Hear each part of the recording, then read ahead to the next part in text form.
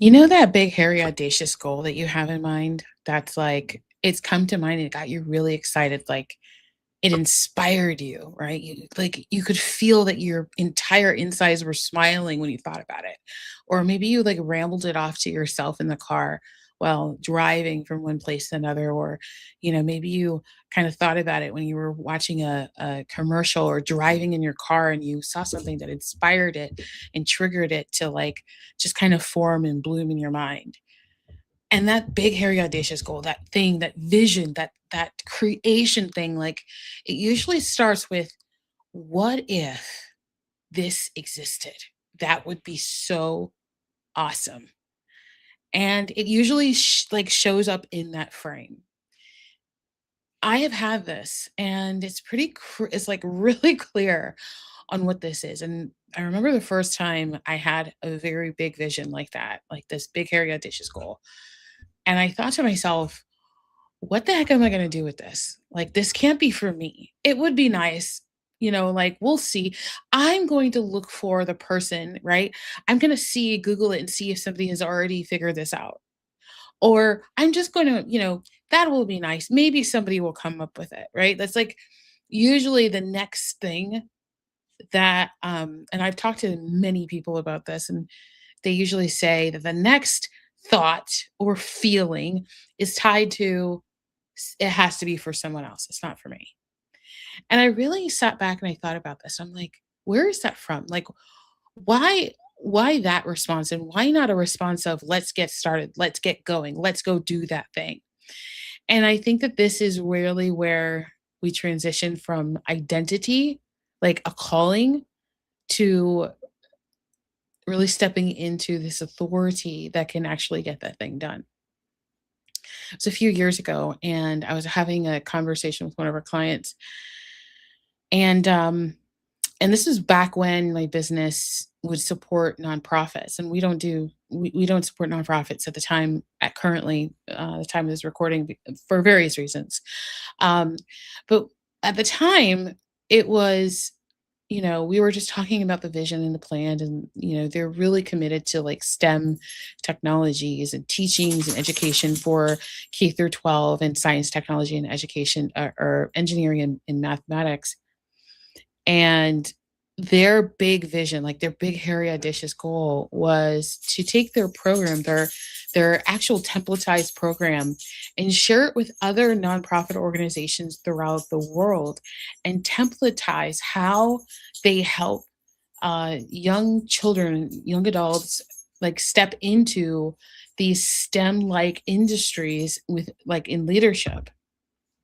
And it's just like a win-win-win scenario, which is honestly my favorite type of relationship building, where there is, you don't just take, you give, and then there's another component that just feeds both of you, but then you feed it.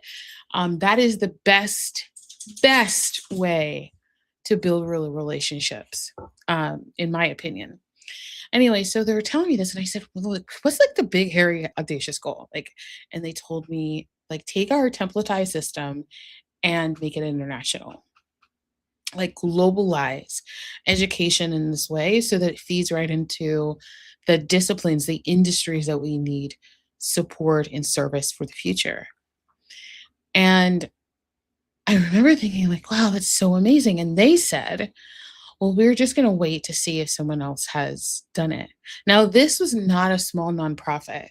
This was a nonprofit, or is a nonprofit, that has an entire city. I'm not going to tell you where they are, but like it's it's quite a big. It's like it would be comparable, similar to like a size of an LA or Los Angeles in the Midwest. Okay, so that's like kind of like their touch point in terms of relationship, connection, and just presence in their community. And so it's huge, right? It's like really big in terms of touch. A lot of organizations know them, etc. And I thought to myself, man, even at that level where they're doing, 9 figures in, generations and things like that, generating in revenue, that still is something that is limiting their ability to serve more people, is thinking that the vision that they have, or the leadership's vision that they have, is too big for them. The reason why I wanted to make this video and take just a few minutes to kind of think about this and share it with you is because you might be somebody who has a big, hairy, audacious goal. Like, this big thing that just seems like, in order for it to be fulfilled, I must not be the one that fulfills it. And what's up, Rebecca? I had this thought and I just popped up live. So when it comes to um when it comes to like entering into creativity, that is where we create with God. That's where we partner with the Lord. He wants that. Like, where do you think, have you ever like really thought about where that idea, that vision, that goal came from? Like, when it enters into your mind, do you ever think like, where did that come from? And so that is actually what I asked. I said, I was, let's give his initial, JT. I was like, JT, where did that come from? And he's like, I don't, I was just like sitting up with my kids. We were playing in the living room and I was just watching them play. And they were playing with like Connects, and which is like a game where, or it's kind of like Legos, but like with these little plastic pieces, and they pop together and you can basically build anything. And it's very engineering like, because has some motion to it. And so he's watching his kids play with these Connects, and he thought to it, and what his youngest daughter made a globe, like she called it a world, right? It's just like a circle. And she's like, this is my world. And she like expanded it. And he said, when she expanded it, that's when I actually saw what was there. And he was like, it was kind of like a portal. When she expanded, it was kind of like a portal. And I saw that the whole world was applying this templatized system in their K through 12 programs, so that when those students would graduate from college, they would have they would already have experience working for the top leading, science, mathematic, engineering, and technology organizations in the world. And that would just it would take out all of the hiccups and the stops that delay in that process. I said, that's amazing. I said, where do you think it came from? He said, I just told you. And then I was just like, okay, never mind. But I thought to myself, man, if he only had thought about where it came from, like, it didn't come from the Connects. It didn't come from his kids. The idea was there. It just was revealed to him in that moment. And I believe, especially in my experience, I believe that those big, hairy, audacious goals are invitations. They are beautifully wax sealed on this like vellum paper invitation from the Lord. And when you open it up, it has like petals that fall to the floor and butterflies that fly into the air, and you hear like the harps and the doves, sing and play, and it's just like this, because it brings so much joy when we even think about it. When it comes to mind, it's the how that brings the fear. And what's great about it is, because it's an invitation, we're not the ones putting on the party. We're not the ones, inviting people. We just have to show up. We have to just sign and date it, and tell them whether we want chicken and steak, and just show up. Like, that is what God is calling us to do, is to partner with him on these big, hairy, audacious goals. Like, those are his goals for us. So I'm here to say, and I'm here to share with you, like, I've been thinking about that. I've been praying about it. I've been asking. In the last Bible study, the homework for me was, and I shared with y'all, is I want to ask God what he says about me, so that I can eliminate anything that is not in alignment with that I may have said it to myself, or have accepted it from someone else at any point of my life, because that is what's called a delay. It is a delay because it's impacting how fast you go. Like, you know how, have you ever looked at one of those? I used to do them a lot on Facebook, and I don't do them anymore because they're so spammy. But these quizzes, right? And you have to like figure out if like you're Olaf, or like if you're the Little Mermaid, or if you're like Fran Drescher, like this different, like these little quizzes, and they pop up at the corner, and then you click on them and you answer a few questions, and then everybody posts like what their results are. Like they don't do them anymore, obviously, because it's like so spammy. But that was so interesting, right? And it's kind of like that. Like often when we have ideas, when we have creative ideas, when we think about something, when we want to solve something, when we want to do something, we automatically, it's just this human nature, we automatically go through this quiz, this evaluation process that tells us who we are. Like it just reveals our identity. But here's the thing, that identity process is broken. It's not in alignment with the Lord.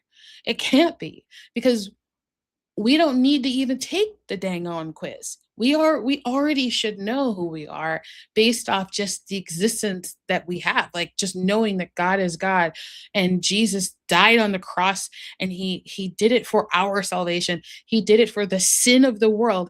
And yet we're waiting and asking and delaying and considering, like, like, what is my value in the world? What's my purpose? Your purpose is to be in alignment with the Lord. And whatever he tells you to do, go do that. And it's like, oh my gosh, it's so scary. But here's the thing, the big, hairy, audacious goals that you have in your mind are the size of SpaceX, Tesla. Like they're that big, if not bigger, because that's what God does. He creates. He's not stopping to, he's like, oh, oh, you exist, Melinda. That's good enough. You just live your life and you die, and that's it. No, he's like, I put you on a planet to live, to exist, to serve, to provide, to be an inspiration, to empower people, and to be a testimony, a walking testimony. Your life, all the challenges, all the problems, all the issues, all the ups and all the downs, everything is supposed to share and serve to other people. Like we're not supposed to, it's not just supposed to be for us. Anytime we feel shame around who we are and what we do, we automatically should know it's not God. Anytime. So if you're not happy with your finances, you're not happy with your job, is you're not happy with your business, you're not happy with your relationships, you're not happy with your health, whatever it may be, you're not happy with something. It's like I'm hiding it, right? Whatever you're hiding, know that the fact that you're hiding that thing is the sin, not the thing itself. You see? That's just an opportunity. It's like an invitation to elevate to a higher level. Every time we have a hurdle or a challenge in our life, it's not failure, it's just information. It's just helping us to know what direction to go in. It's to rely on the person that created the person, I say person, the creator of the universe. He's not a person, he's way more than that. But to rely on the creator of the universe who established the GPS in the first place, that he knows where he's taking us. So if we're driving down the road and it's like dark, pitch dark, but the GPS says keep going, guess what? I'm not stopping. I don't care if I'm on E, because he said I could keep going. He said to keep going. He didn't say to stop and go to the gas station. He said to keep going. So I must be close, or there must be another way to get there. There must be the next thing. Like everything, there's a formula that I figured out last year, I discovered when I was going through a season, and I was just trying to figure out how, like, how do I get out of this season? Because honestly, I'm like, how do I get out of this? It feels like self-create, like self-made. Because God is so good. This cannot be God, right? I'm like laughing about it now because I'm out of it and I know why I'm out of it, right? It's not about the physical environment, it's about the spiritual and the mental environment that changed. So anyway, so what changed for me, or what I discovered, is the first step is actually taking action.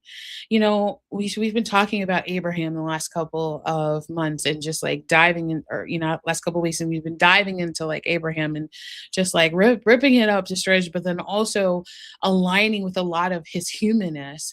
And the first thing that he did is he moved. He wasn't like, God, are you like, he's a polytheistic man. He was raised to idol things, right? Like I'm sitting in front of two monitors. One is a laptop, one's a desktop screen. It's like he's surrounded by things that he was worshiping, and God, not in a form of an idol, not a physical form, spoke to him and said, "Get up and go." You know what I mean? Like, wait a minute, what? Like, that's out of the norm. And he moved. He didn't ask, who is talking to me? Am I going crazy?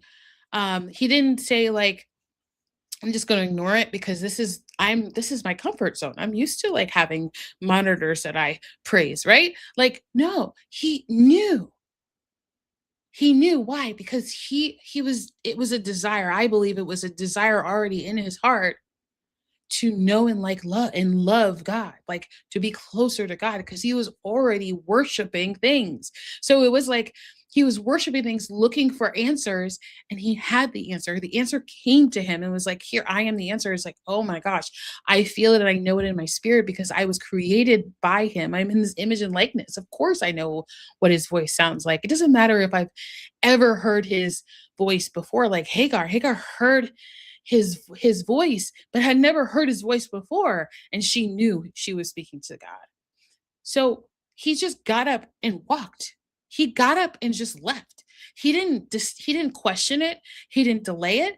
Nothing. And so that's like really something I want to just emphasize, is that's the first step. It's not clarity. Clarity is after we take action.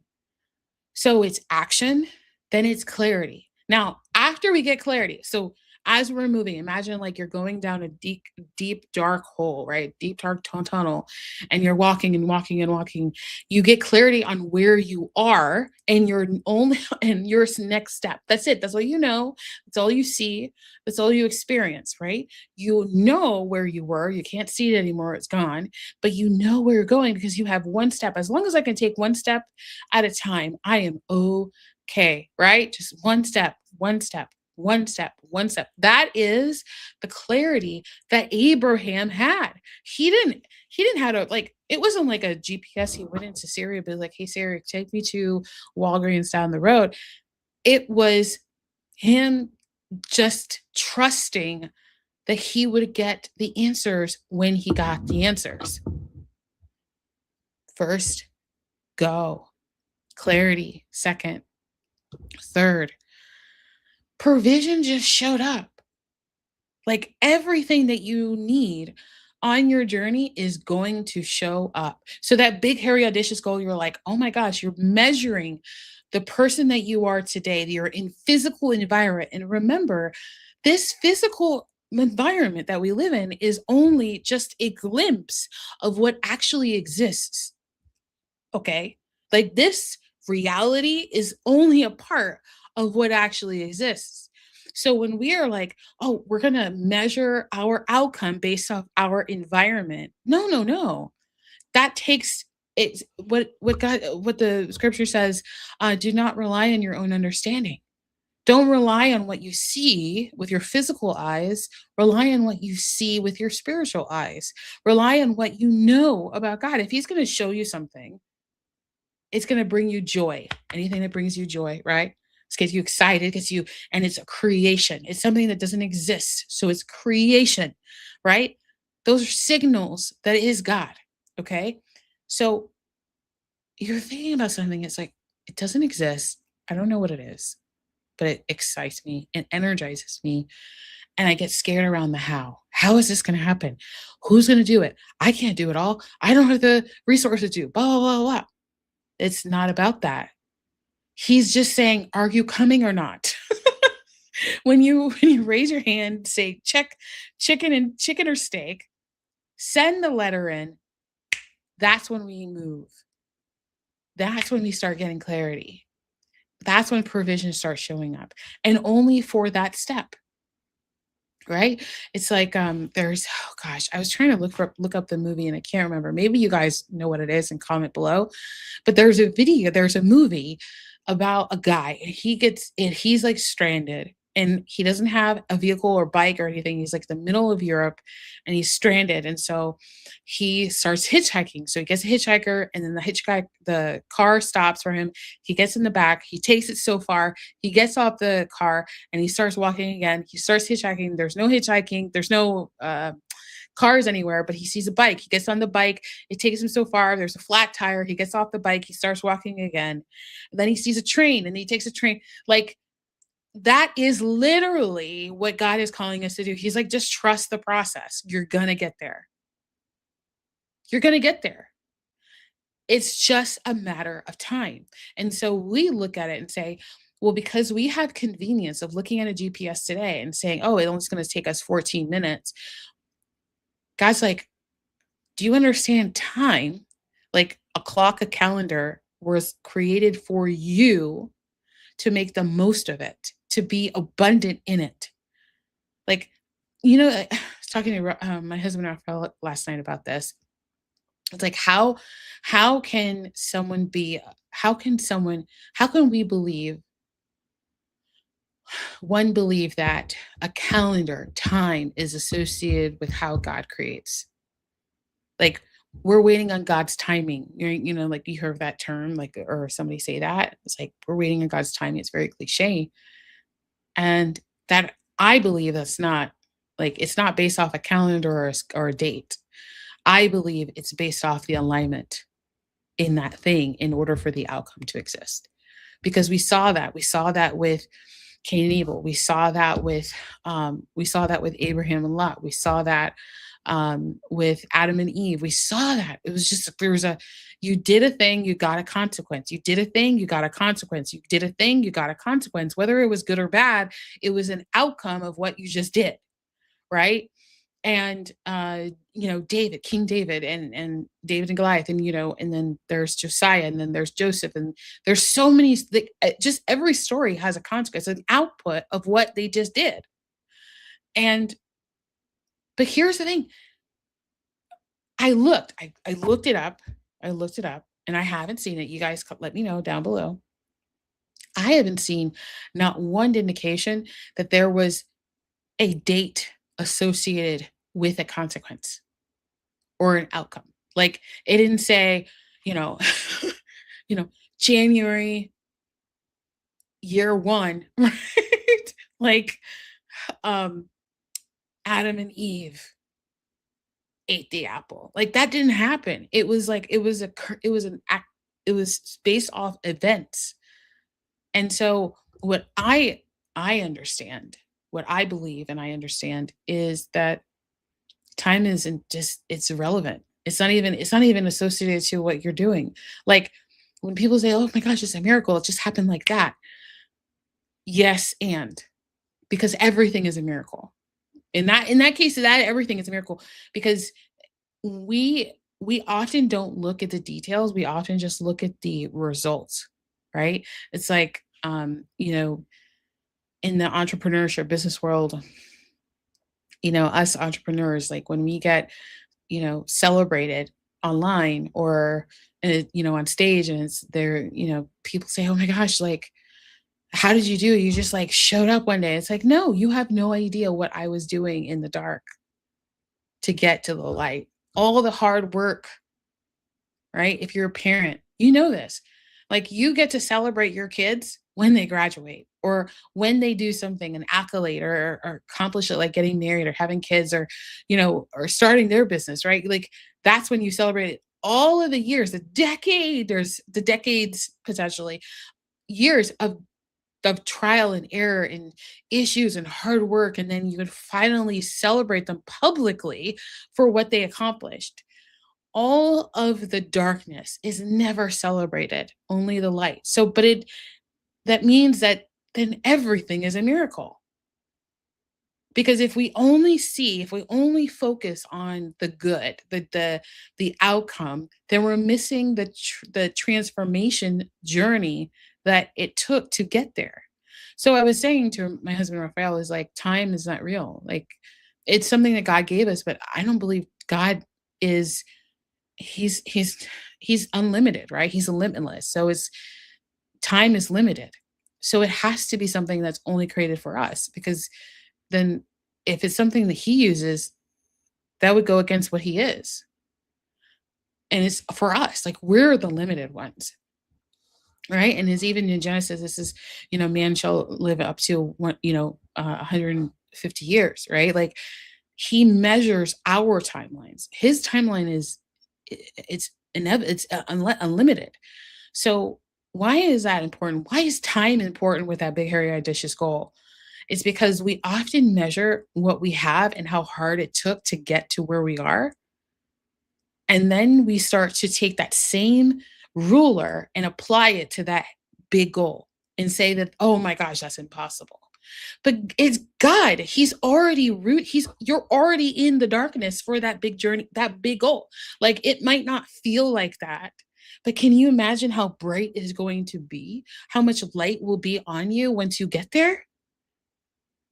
It's just inevitable. It's inevitable. It's going to be so bright. Like if you think that you're in the light now, baby, oh man.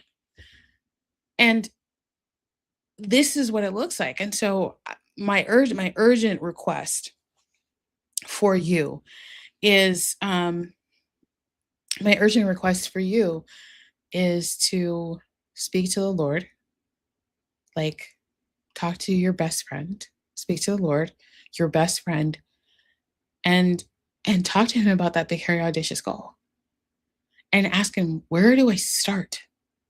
Right? There's a picture on the internet about with Elon Musk, and he's like squatting in a pile of like rubble. He had a rocket, it blew up in the sky, and he was looking all of the pieces, right? You gotta look it up. And so like and someone like just took a photo and put it online. And that was a few years ago. And now the outcome of him staring at rubble, pieces of screws and bent metal and burnt pieces of copper. And I mean, just it was scattered. You got to see the photo, it's scattered everywhere. That moment, I believe, was him in creation mode. He wasn't sitting there being like, oh man, I can't believe I failed. He was like, what do I get to create now? And so it's that turns into something where, where the plans of Mars, life on Mars, it's like, how do we get Mars out of rubble? A room full of rubble. How does that happen? God, it's just God. It doesn't matter if you like we get to experience a better way of God, but God is just God because he's just. He's just Just. He's just. He's the judge. Okay. So it's just a consequence. He was a sinner. Cain was a murderer. And still yet, God was just with him. He was merciful. He allowed him to create. Why? Because that's who God is.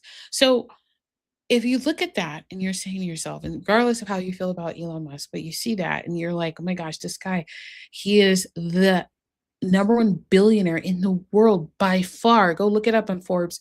It's insane. I think it's like $70 billion. Like it's insane.